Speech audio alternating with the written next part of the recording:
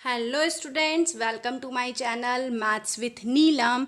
अब ये हमारा जो ज्योमेट्री का पार्ट सेकंड है, जिसमें मैं सीटेट दिसंबर 2021 में जो पेपर होने वाला है उसकी तैयारी आपको करा रही हूँ। इसका पार्ट फर्स्ट, जिसमें हमने डिस्कशन किया था लाइन से रिलेटेड। आज हमारा डिस्कशन होगा एंगल, कोण। अब कोण में हम परिभाषा देखने वाले हैं और वर्गीकरण देखने वाले हैं। तो एंगल को किस तरह से हम एक्सप्लेन करेंगे, हमारे इसके टाइप्स क्या क्या हैं, हम वो देखेंगे। तो सबसे पहले तो कोण होता क्या है। कोण मतलब आपका दो सरल रेखाओं, आपने रेखाओं के बारे में पढ़ ही लिया है, तो दो सरल रेखाओं के एक बिंदु पर मिल जाने से, मान लो आपकी कोई दो इस तरह से रेखाएं हैं, दो सरल रेखाओं के एक बिंदु पर मिल जाने से यहाँ पर जो कोण बनता है इसे हम कोण कहते हैं। ये ए बी है और ये ओ है। उपरोक्त चित्र में ए ओ बा ओ बी का मिलान बिंदु ओ पर ये जो झुकाव है इसे ही हम कोण कहते हैं। तो ये जो झुकाव है, कोण मतलब आप सीधी से वर्ड में क्या बोलेंगे, झुकाव। किसका झुकाव? दो सरल रेखाओं का जो झुकाव होता है हम उसे कोण कहते हैं, दो सरल रेखाओं का। ठीक, अब आगे है कोणों का वर्गीकरण। अब हम कोणों को कितनी तरह से डिवाइड करते हैं। सबसे पहले तो हम इसका वर्गीकरण देखेंगे। हमारे मेन जो होते हैं न्यून कोण, समकोण और अधिक कोण। ठीक, तो हम डिवाइड करने वाले हैं न्यून कोण, ठीक, फिर है आपका समकोण और ये है आपका अधिक कोण। तो आपको इन कोणों में कोण का जो वर्गीकरण है मैं आपको इनके बारे में बताती हूँ। तो सबसे पहले तो जो कोण है हमारा न्यून कोण। न्यून कोण क्या होता है? जिन कोण की, जिन एंगल की वैल्यू, हम इसे इंग्लिश में मैं आपको बताती चलती है, इसको हम कहते हैं acute angle, acute angle, right angle, right angle and obtuse angle. ठीक, ये हमारे एक्यूट, राइट एंड ऑब्ट्यूज। तो जो न्यून कोण होता है, जो एक्यूट एंगल होता है, इनकी जो वैल्यू होती है 0 से 90 के मिड में होती है, 0 से 90 के मिड में होती है। और एग्जैक्ट जो 90 क्रिएट होती है वो हमारी होती है राइट एंगल। और 90 से आपकी जो 180 वैल्यू होती है मिड में, वो होता है आपका ऑब्ट्यूज एंगल। तो आप इन चीज़ों को ध्यान में रखेंगे। तो देखिए, मैं न्यून कोण का आपको डायग्राम बता देती हूँ। न्यून कोण किस तरह से हो सकते हैं, हम इनकी प्रॉपर्टीज़ एक शॉर्ट फॉर्म में लिख लेते हैं। जो एक स्ट्रेट एंगल होता है आपका, वो आपका होता है दो समकोण के बराबर। तो सरल कोण क्या होता है आपका? एक सरल कोण होता है आपके दो समकोण के बराबर। और जो एंगल एग्जैक्ट 180 डिग्री का होता है, इस तरह से कि आपका ये कोई लाइन है ए बी और ये वाला आपका 180 डिग्री का ड्रॉ हो रहा है, तो ये आपका होगा सरल कोण, स्ट्रेट एंगल। अब सेकेंड है आपका बृहत कोण, इसको कहते हैं हम रिफ्लेक्स एंगल। सेकेंड है आपका बृहत कोण, रिफ्लेक्स एंगल। क्या कहते हैं इसे? Reflex angle, angle. ठीक, तो हम इसे किस तरह से डिफाइन करेंगे?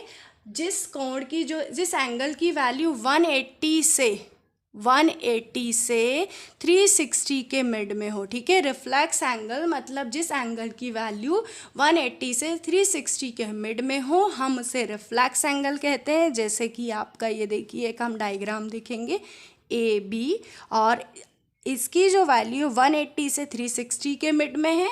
अब कुछ भी हो सकती है, 195 भी हो सकती है, 190 भी हो सकती है, 280 भी हो सकती है, 325 भी हो सकती है। तो इस तरह के जो एंगल होते हैं वो आपके रिफ्लेक्स एंगल, बृहत कोण कहलाते हैं। अब हम देखते हैं पूर्ण कोण। पूर्ण कोण मतलब कंप्लीट एंगल। ठीक, तो पूर्ण कोण जो होता है आपका, वो होता है 360 डिग्री का। पूर्ण कोण आप इसे कहते हैं कंप्लीट एंगल। क्या कहते हैं हम इसे? कंप्लीट एंगल कहा जाता है, और जो कंप्लीट एंगल होता है वो 360 डिग्री का होता है। ठीक, ये 360 डिग्री का होता है तो पूर्ण कोण कहलाता है। अगला है हमारा कॉम्प्लीमेंट्री एंगल, मतलब पूरक कोण। कॉम्प्लीमेंट्री एंगल मतलब होता है आपका पूरक कोण। क्या है ये? आपका पूरक कोण, जिसे आप कहते हैं कॉम्प्लीमेंट्री एंगल। Complementary angle. तो जब भी हम पूरक कोण की बात करते हैं तो जिन दो कोणों का योग, हम जब भी कोई भी दो एंगल लेते हैं और उन्हें अगर ऐड करते हैं तो अगर 90 डिग्री हो, क्या हो? दो कोणों का योग, दो कोणों का जो योग है वो यदि आपको 90 डिग्री मिलता है तो वो होता है आपका पूरक कोण, कॉम्प्लीमेंट्री एंगल। जैसे कि एग्जाम्पल के लिए मान लो कि एक आपका जो एंगल है वो हमारा हमने ले लिया 30 डिग्री, और एक जो एंगल θ1 है और एक जो है आपका 60 डिग्री है, और θ1 प्लस θ2 हमने लिया तो 90 डिग्री हो गया। तो ये आपका क्या होगा? पूरक कोण, कॉम्प्लीमेंट्री एंगल। पूरक कोण, कॉम्प्लीमेंट्री एंगल। फिर है आपका आसन्न कोण, समपूरक कोण। समपूरक कोण क्या होता है? Supplementary angle. तो देखिए हम लेते हैं समपूरक कोण। समपूरक कोण, इसे हम कहते हैं सप्लीमेंट्री एंगल। सप्लीमेंट्री एंगल क्या होते हैं कि जब हम दो एंगल को यदि ऐड करते हैं तो उनका एडिशन 180 आए।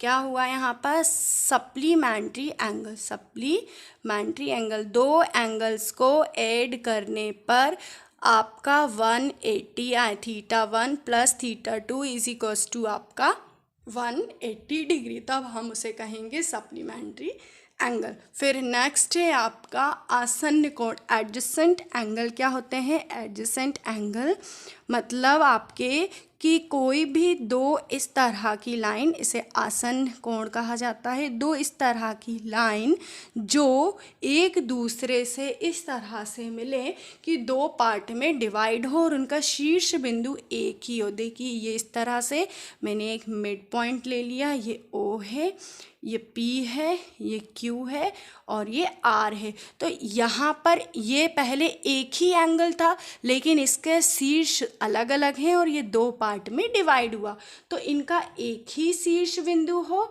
लेकिन इनकी एक उभयनिष्ठ भुजा हो। ये भुजा जो है उभयनिष्ठ है। तो पहला पॉइंट क्या है? एक ही शीर्ष बिंदु हो और उभयनिष्ठ भुजा हो, और दूसरा क्या? भुजा उभयनिष्ठ हो, तो वो हमारे क्या कहलाते हैं? आसन्न कोण या फिर एडजेसेंट एंगल।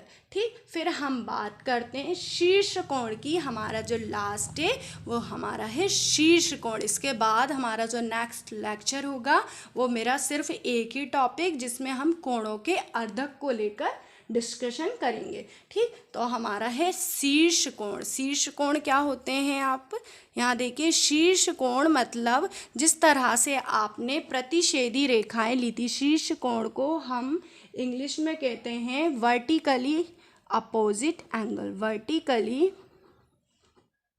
अपोजिट एंगल, शीर्षाभिमुख कोण, वर्टिकली अपोजिट एंगल। ठीक, तो हम इसे किस तरह से डिफाइन करेंगे कि दो इस तरह से हमारी प्रतिच्छेदी लाइंस हैं और इस प्रतिच्छेदी लाइंस पर ये वाला जो एंगल है इस वाले एंगल के इक्वल होगा और ये वाला जो एंगल होगा वो इस वाले एंगल के इक्वल होगा, तब हम इसे कहेंगे शीर्षाभिमुख कोण। क्या कहेंगे? शीर्षाभिमुख कोण, वर्टिकली अपोजिट एंगल कहते हैं। तो एंगल को लेकर के हमने मैक्सिमम टाइप्स कवर कर लिए हैं। आई होप कि आपको सभी जो है समझ में आ गए होंगे।